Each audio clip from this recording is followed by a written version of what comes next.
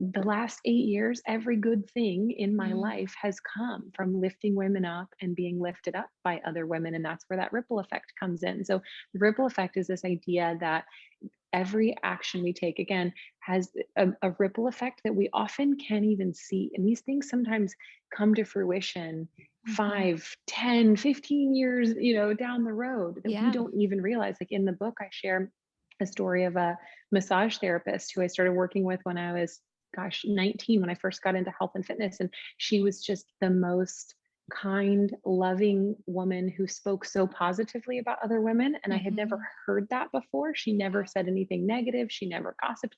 I'd never been around someone who just had such a deep love and affection for women. She didn't know when she was doing her massage therapy work and just literally being herself that she was planting a deep seed in me Mhm. to become a strong woman who lifts other women up. It wasn't even anything totally out of the ordinary. It was just her being herself. So, this idea of the ripple effect is that if we were to lift up, say one week, we were to lift up two women in some way, and I give lots of tangible, actionable ways to lift women up in the book, but and the next week, those two women lifted up two other women.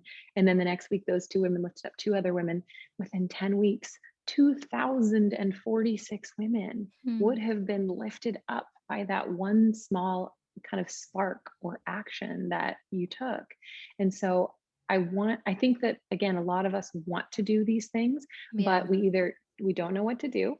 Mhm. We feel like we're just one person, so our impact won't matter, or we often feel are afraid of criticism or Mhm. have been criticized for what we're doing or not doing. And so with the book, I really wanted to give women the to-dos. I mean, there are dozens of ways from very small that take almost no time, energy, or effort, all the way up to, really big, powerful things you can do to lift women up. So there's something for everyone.